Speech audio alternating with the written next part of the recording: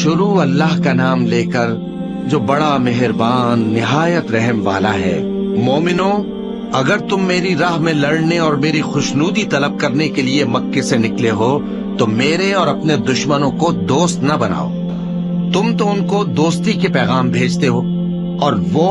دین حق سے جو تمہارے پاس آیا ہے منکر ہیں، اور اس وجہ سے کہ تم اپنے پروردگار یعنی اللہ تعالیٰ پر ایمان لائے ہو، پیغمبر صلی اللہ علیہ وآلہ وسلم کو اور تم کو جلا وطن کرتے ہیں۔ تم ان کی طرف پوشیدہ پوشیدہ دوستی کے پیغام بھیجتے ہو، اور جو کچھ تم مخفی طور پر اور جو علل اعلان کرتے ہو وہ مجھے معلوم ہے، اور جو کوئی تم میں سے ایسا کرے گا وہ سیدھے رستے سے بھٹک گیا۔ اگر یہ کافر تم پر قدرت پالیں تو تمہارے دشمن ہو جائیں، اور ایذا کے لیے تم پر ہاتھ بھی چلائیں اور زبانیں بھی،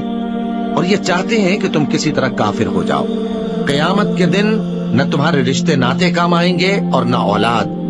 اس روز وہی تم میں فیصلہ کرے گا، اور جو کچھ تم کرتے ہو اللہ اس کو دیکھتا ہے۔ مسلمانوں،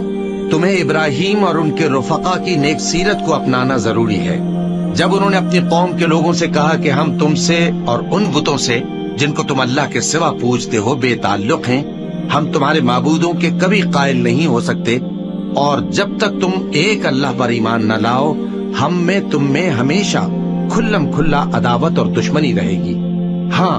ابراہیم نے اپنے باپ سے یہ ضرور کہا تھا کہ میں آپ کے لیے مغفرت مانگوں گا، اور میں اللہ کے سامنے آپ کے بارے میں کسی چیز کا کچھ اختیار نہیں رکھتا۔ اے ہمارے پروردگار، تجھی پر ہمارا بھروسہ ہے، اور تیری ہی طرف ہم رجوع کرتے ہیں، اور تیرے ہی حضور میں ہمیں لوٹ کر آنا ہے۔ اے ہمارے پروردگار، ہم کو کافروں کے ذریعے فتنے میں نہ ڈالنا، اور اے ہمارے پروردگار ہمیں معاف فرما،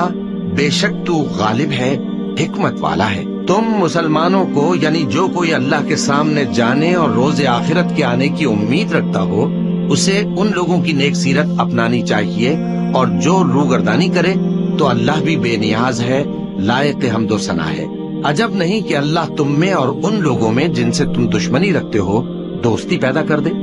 اور اللہ قادر ہے اور اللہ بخشنے والا ہے، مہربان ہے۔ جن لوگوں نے تم سے دین کے بارے میں جنگ نہیں کی اور نہ تم کو تمہارے گھروں سے نکالا، ان کے ساتھ بھلائی اور انصاف کا سلوک کرنے سے اللہ تم کو منع نہیں کرتا۔ اللہ تو انصاف کرنے والوں کو دوست رکھتا ہے۔ اللہ انہی لوگوں کے ساتھ تم کو دوستی کرنے سے منع کرتا ہے جنہوں نے تم سے دین کے بارے میں لڑائی کی اور تم کو تمہارے گھروں سے نکالا اور تمہارے نکالنے میں اوروں کی مدد کی۔ تو جو لوگ ایسوں سے دوستی کریں گے وہی ظالم ہیں۔ مومنو، جب تمہارے پاس مومن عورتیں وطن چھوڑ کر آئیں تو ان کی آزمائش کر لو، اور اللہ تو ان کے ایمان کو خوب جانتا ہے۔ سو اگر تم کو معلوم ہو کہ وہ مومن ہیں تو ان کو کفار کے پاس واپس نہ بھیجو کہ نہ یہ ان کو حلال ہیں اور نہ وہ ان کو حلال ہیں، اور جو کچھ انہوں نے ان پر خرچ کیا ہو وہ ان کو دے دو، اور تم پر کچھ گناہ نہیں کہ ان عورتوں کو مہر دے کر ان سے نکاح کر لو، اور کافر عورتوں کے ساتھ تعلقات نکاح باقی نہ رکھو، یعنی انہیں کفار کو واپس دے دو، اور جو کچھ تم نے ان پر خرچ کیا ہو تم ان سے طلب کر لو، اور جو کچھ انہوں نے اپنی عورتوں پر خرچ کیا ہو وہ تم سے طلب کر لیں۔ یہ اللہ کا حکم ہے جو تم میں فیصلہ کیے دیتا ہے،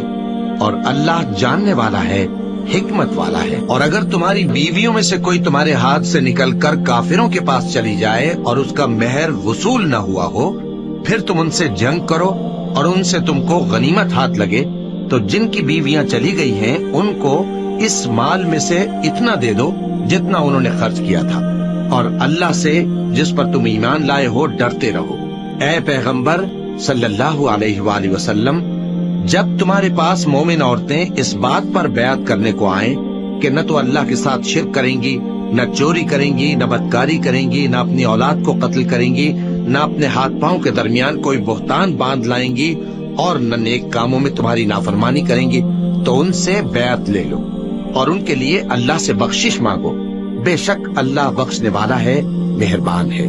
مومنو، ان لوگوں سے جن پر اللہ غصے ہوا ہے دوستی نہ کرو،